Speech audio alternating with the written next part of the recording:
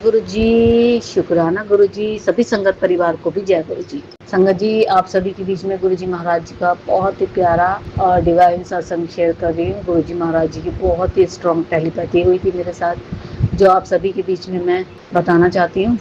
तो गुरुजी महाराज जी की आज्ञा लेते हुए ओम नमः शिवाय, शिव जी सदा सहाय, ओम नमः शिवाय, गुरुजी सदा सहाय, ओम नमः शिवाय, शिव जी सदा सहाय, ओम नमः शिवाय, गुरुजी सदा सहाय। गुरुजी महाराज जी का जय गुरुजी, शुक्राना गुरुजी।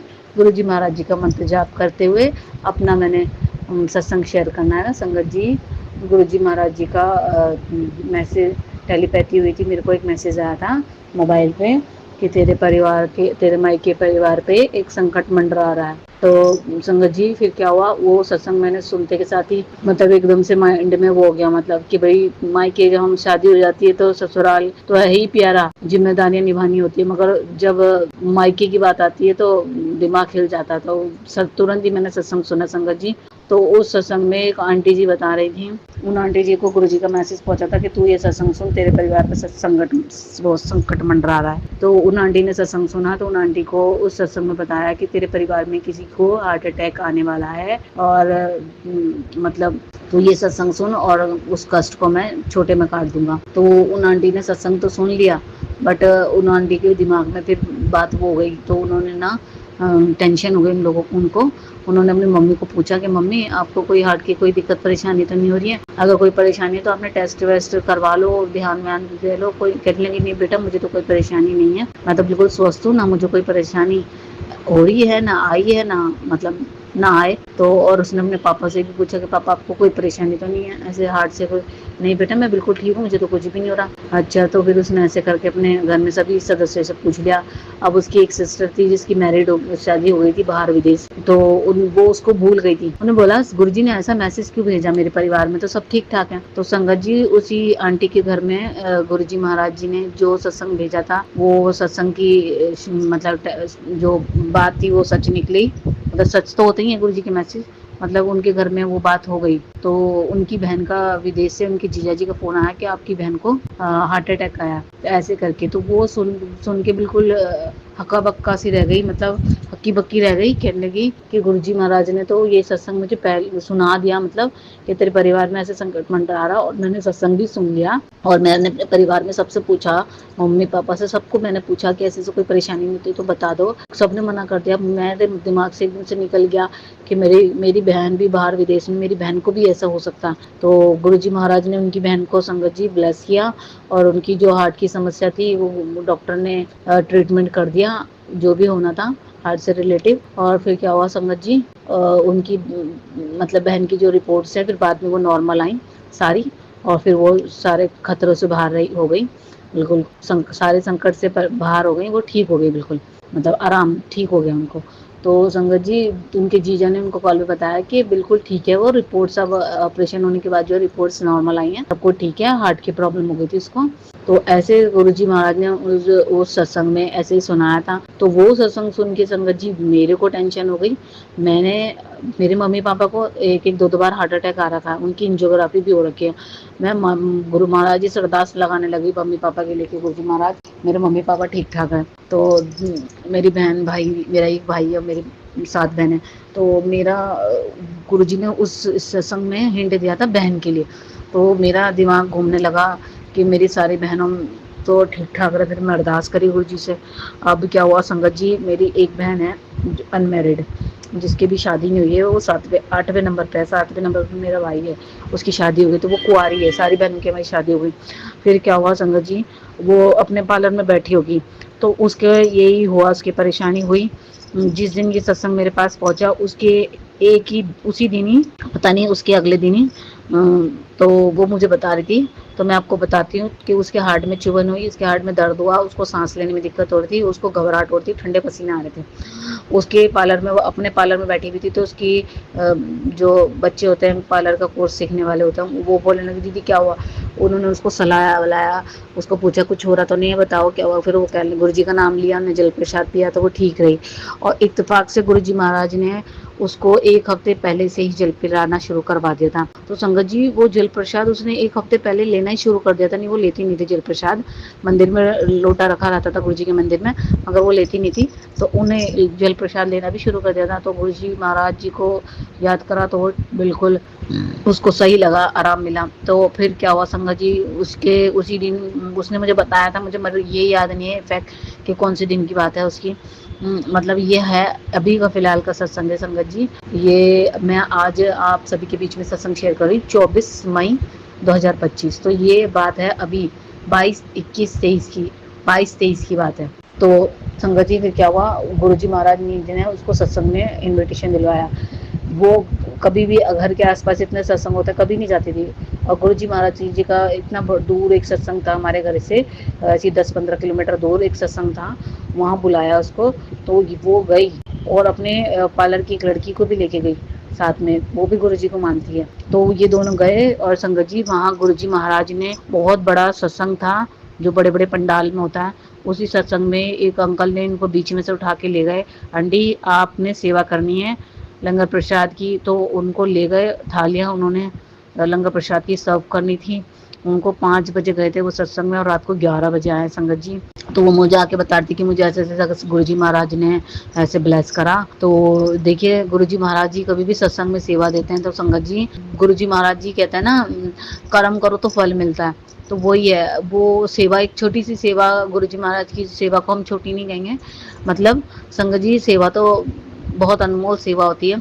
तो गुरुजी महाराज जी ने वो सेवा दी, उस सेवा के माध्यम से उसके कष्ट कटवाया, उसको जो भी हार्ट की परेशानी थी उसने वहाँ पे सेवा करी, और उस लड़की ने भी साथ में सेवा करी। गुरुजी महाराज ने उनको ब्लेस करा। और फिर क्या हुआ संगत जी, उसी दौरान वो हफ्ते में उन्हें, उसी हफ्ते के बीच में उसने जिम ज्वाइन कर रखा था। तो फिर वो अचानक ही दूसरे दिन जिम चली गई। फिर क्या हुआ संगत जी, जब वो जिम चली गई ना, तो उसने ना वहाँ पे जिम जैसी ही उसका मतलब कंप्लीट होने वाला था, 1 घंटे का जिम जो करती है वो टाइमिंग पीरियड में, तो जैसे ही वो पूरा होने वाला था उसी के दौरान उसकी एक फ्रेंड है वो वहाँ पहुँच गई। मतलब उन्होंने उसको कॉल करा कि आज आपने मेरे साथ गुरुजी के बड़े मंदिर जाना है, और मुझे आज जाना ही जाना है, और मैंने अपने हस्बैंड को, मेरे हस्बैंड और मैं बिल्कुल फ्री हैं, मतलब हमारे को आज हमने बिल्कुल पक्का प्लान बना लिया, आज गुरुजी के मंदिर जाना ही हमें। तो संगत जी गुरुजी महाराज ने उन्हें किसी किसी के माध्यम से गुरुजी बुलाते हैं, कभी कभी डायरेक्ट भी बुला लेते हैं, कभी कभी किसी के माध्यम से। तो गुरुजी ने उनको माध्यम बना के भेजा, दोनों हस्बैंड वाइफ को। उन्होंने बोला दीदी मैं तो पार्लर उसमें जिम में हूँ, मेरा तो जिम चल रहा है। बोलने लगी जैसे जिम पूरा हो जाए मुझे बता, मेरे को आज मंदिर जाना ही है तेरे साथ ही, और तू ही हमें ले जाएगी, और तेरे द्वारा तो हम चले भी जाएंगे। क्योंकि वो लोग पहले बड़े मंदिर नहीं गए थे संगत जी, वो मेरी बहन के साथ ही जाना चाहते थे, मेरी बहन गई भी थी बड़े मंदिर। तो वो कहती तू ही हमें बताएगी वहाँ पे कैसे कैसे होता है, तो तेरे को लेके चलेंगे हम, तो तू अपने घर पे फोन करके बता दे। तो संगत जी उन्होंने घर पे भी नहीं जाने दिया, मेरी बहन को जिम से ही उठा लिया, जिम से ही अपनी गाड़ी में बिठा लिया, वो जिम के ही कपड़ों में जैगिंग और टी शर्ट में ही वो बड़े मंदिर चले गए। और 7 बजे वो निकले वहाँ से, मेरठ से 7 बजे निकले, बड़े मंदिर 9:15 बजे वो पहुँच गए। और उसी के दौरान उसने मुझे फ़ोन किया 8:30 बजे के आसपास कि मैं बड़े मंदिर जा रही हूँ, तो तेरे को तो पता रहता है बड़े मंदिर कितने बजे तक खुलता है। मैंने कहा बड़े मंदिर 9 बजे तक खुलता है, मंगलवार बुधवार बंद रहता है, और थर्सडे शुक्रवार और शनिवार और रविवार सोमवार पूरा दिन खुलता है, और इन बीच में जो होता है ये टाइमिंग होता है इनका। तो मैंने कहा हाँ 9 बजे तक खुला रहेगा। तो मैंने कहा तू कहाँ है, कि अभी तो 8:30 हो रहे हैं और 10 किलोमीटर दूर हो, अभी मैं पहुंच भी जाऊंगी 9 बजे तक।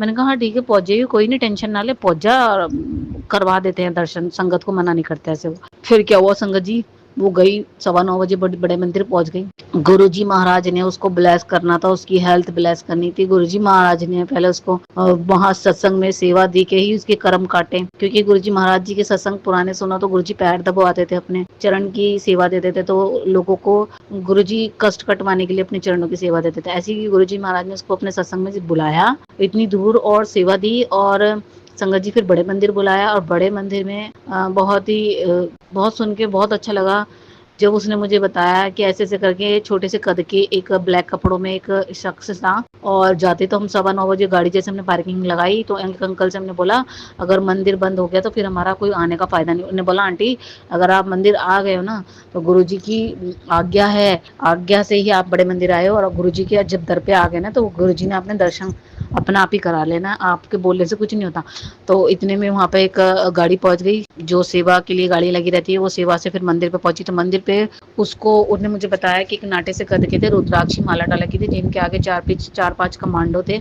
एक ऐसा शख्स ने मैं उनसे मिली और उन्होंने मुझे सीधा गुरुजी महाराज की गद्दी के पास ले जाकर बिठा दिया, बड़े मंदिर के अंदर। और उन्होंने मुझे बड़ा मंदिर भी घुमाया और मेरे को लंगर प्रसाद भी करवाया। तो गुरुजी महाराज जी का संगत जी, मैं बताऊं, गौरव अंकल मिले थे गुरुजी महाराज जी के। वो गुरुजी महाराज जी के रूप में गौरव अंकल मिले थे मेरी बहन को। कहाँ गौरव अंकल किसी से नहीं मिलते, गौरव अंकल सीधा मंदिर का ही सारा कुछ उन्होंने संभाल रखा है।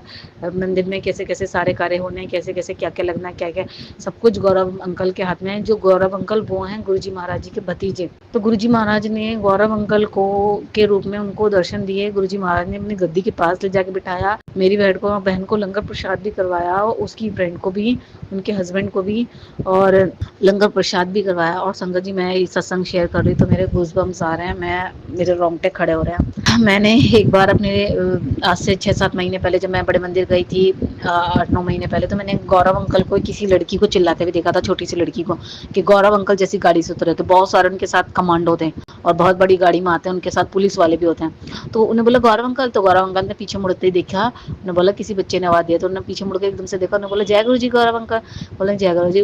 तो साथ की लेडी से बोलने लगी कि कौन है ये, बोलने लगी आपको नहीं पता ये गौरव अंकल गुरु जी के भतीजे हैं। तो इन्हीं की देख रेख में ये गुरु जी के मंदिर का मतलब जो सेवादारों का जो भी कार्य है वो गुरुजी मतलब गौरव अंकल देखते हैं। तो उस दिन मुझे पता चला था कि वो गौरव अंकल। और जैसे ही उसने मेरे से बताया, ऐसे डिस्कस करा कि कैसे नाटे से कद के थे, गोरे थे, रुद्राक्षी माला डाल रखी थी, काले कपड़े पहन रखे थे, उनके साथ कमांडो थे बहुत सारे। मैंने कहा वो गौरव अंकल थे। मैंने कहा बहुत भाग्यशाली है जो गौरव अंकल ने, या मतलब गुरुजी महाराज ने साक्षात उनके रूप में आकर तुझे अपना आसर मतलब अपने वहाँ पे लंगर प्रसाद करवाया, तुझे गुरुजी महाराज की गद्दी के पास बिठाया। तो संगत जी देखिए, गुरुजी महाराज ने उसकी हेल्थ ब्लेस करी। संगत जी शुक्राना मालिक, शुक्राना शुक्राना शुक्राना। मैं ये सत्संग शेयर करने के लिए कम से कम 2 दिन से बेचैन थी। मौका मिलता है तो मेरी बेटी फोन छीन लेती थी, तो आज वो सो रही है थोड़ा, मैंने तभी गुरुजी महाराज जी का मंत्र जाप रोक के पहले मैंने अपना सत्संग शेयर करा। अब मैं सत्संग शेयर कर रही हूँ संगत जी आप सभी के साथ में। तो गुरुजी महाराज ने मेरी बहन को ऐसे ब्लेस करा और मेरी बहन खुशी खुशी ठीक ठाक अपने घर भी पहुंच गई। और घर से पहुंचने के बाद उसने मुझे नेक्स्ट डे फोन करके सारी बातें बताई और मुझे खुशी हुई सब कुछ सुन के। और फिर मैंने उसको बताया ये सत्संग आया था मेरे पास कि तेरे मायके पे संकट मंडरा रहा है, और ऐसे करके मुझे हिंट मिला था तेरी बहन को हार्ट अटैक आने वाला है और मैं सब ठीक कर दूंगा, तो ये सत्संग सुन, मैं छोटे में कष्ट काट दूंगा।